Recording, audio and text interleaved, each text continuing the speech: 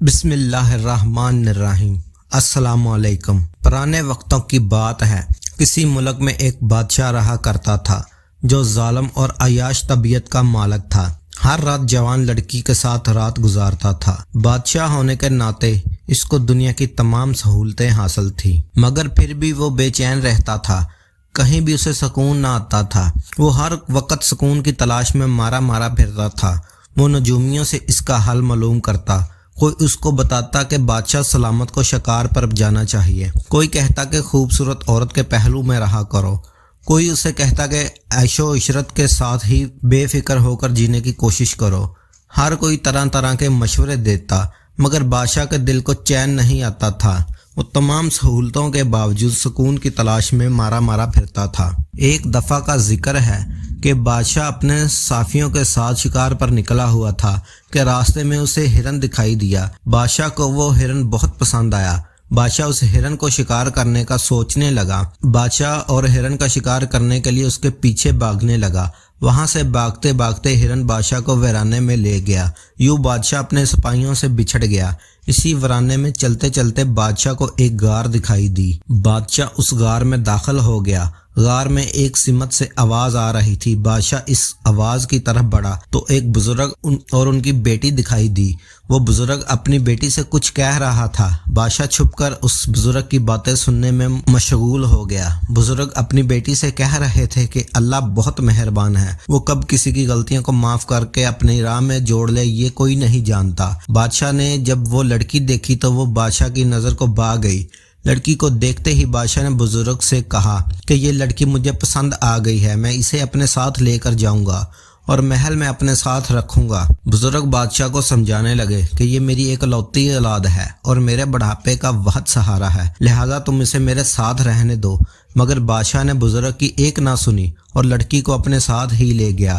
بادشاہ نے محل میں پہنچتے ہی اپنے خادم خاص کو حکم دیا کہ اس لڑکی کو آج رات کے لیے تیار کر کے بادشاہ کی خلوت خانے میں پیش کیا جائے۔ چنانچہ حکم کی تعمیل کرتے ہوئے اسی رات کو اس لڑکی کو تیار کر کے بادشاہ کے حرام خانے میں بھیج دیا گیا۔ بادشاہ نے جب وہ لڑکی کو دیکھا تو کہنے لگا، میں نے آج تک جتنی بھی حسین لڑکیاں دیکھی ہیں تم سے زیادہ خوبصورت نہیں دیکھی، مجھے بہت سکون مل رہا ہے۔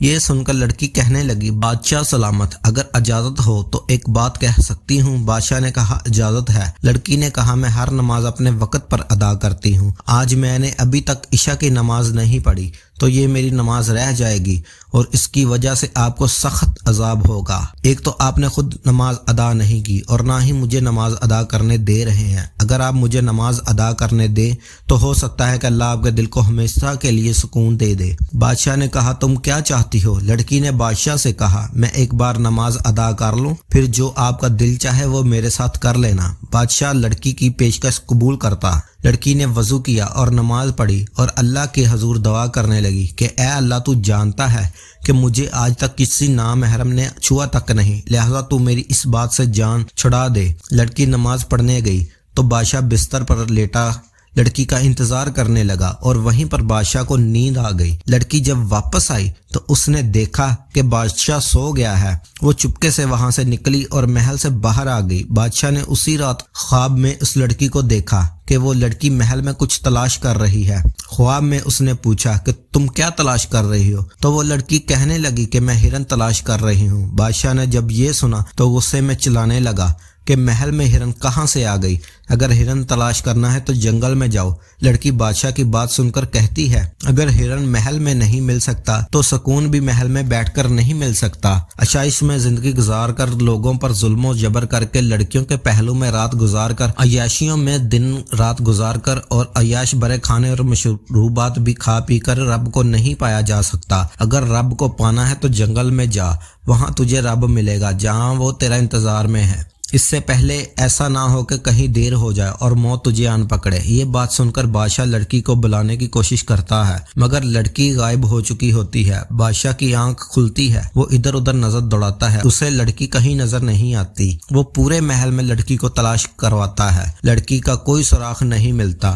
اب بادشاہ محل اور دولت کو لات مارتا ہے اور جنگل کی طرف نکل جاتا ہے۔ بادشاہ بہت تلاش کرتا ہے مگر اسے لڑکی اور بزرگ دوبارہ نہیں ملتے۔ ایک دن بادشاہ یوں ہی پھر رہا ہوتا ہے، جنگل میں وہی بزرگ نظر آتے ہیں۔ اب بادشاہ بھی بالکل کسی فقیر کی طرح نظر آتا ہے۔ بادشاہ فقیر سے کہتا ہے کہ آج کچھ سال پہلے جب میرے پاس مال تھا، دولت کے انبار تھے، لڑکیاں تھیں اور طرح طرح کے کھانے میسر تھے، مگر میرے پاس سکون نہیں تھا۔ آج میرے پاس پہننے کو ایک گندا کپڑا ہے، ایک ٹائم کی روٹی مل جاتی ہے، دوسرا وقت فاقے میں گزارنا پڑتا ہے۔ میرے پاس پہننے کو جوتا بھی نہیں ہے، لیکن اب میرا دل مکمل طور پر پرسکون ہے اور میں مطمئن اور خوشحال زندگی گزار رہا ہوں۔ بزرگ نے کہا کہ تو پہلے جاگ رہا تھا، تیرا ضمیر مر چکا تھا اور تیرا ایمان سو چکا تھا اور تیرا دل سو گیا تھا، اب تیرا ایمان جاگ گیا ہے اور ضمیر کی آواز تجھے جگانے لگی ہے۔ تو ظاہر ہے تیرے پاس کون ہے کہ یاد رکھو جتنی بھی بڑی قربانی ہوگی اتنا ہی اس کا اجر ہوگا، لہٰذا تو نے اپنے محل کی لڑکیوں کو چھوڑا۔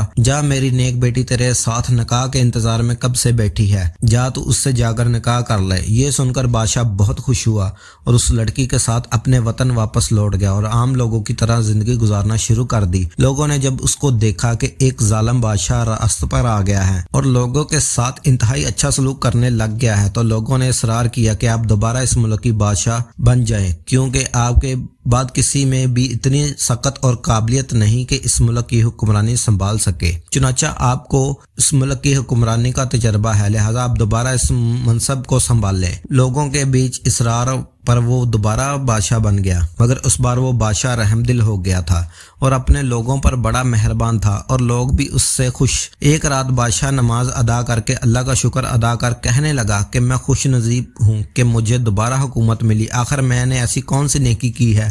سوچتے سوچتے اس کی آنکھ لگ گئی تو بادشاہ نے خواب میں انتہائی خوبصورت بزرگ کو دیکھا۔ بادشاہ نے کہا کہ تم کون ہو؟ اس نے کہا کہ میں تمہارے سوال کا سوال تم نے جب ابھی کیا ہے، اس کا جواب یہ ہے کہ تم نے اس لڑکی کو جب اپنی آرامگاہ میں طلب کیا تھا اور اس نے نماز پڑھنے کی اجازت چاہی تھی اور تم نے اس کو اجازت دے دی تھی، تو اللہ کو یہ بات بہت پسند آئی اور اللہ نے تمہیں وہ لڑکی بھی عطا کر دی اور حکومت بھی عطا کر دی اور دل کا سکون بھی عطا کر دیا۔ دوستو، قرآن کریم ہمیں یہ بتاتا ہے کہ انسانی دل کا سکون آرام اللہ کی یاد میں ہے اور اللہ تعالیٰ کے ذکر سے دل کو قرار ملتا ہے، ظلم کا خاتمہ ہوتا ہے۔ المیہ یہ ہے کہ بیماریوں کا ہم ذکر تو کرتے ہیں مگر اس کے علاج کی طرف توجہ نہیں دیتے۔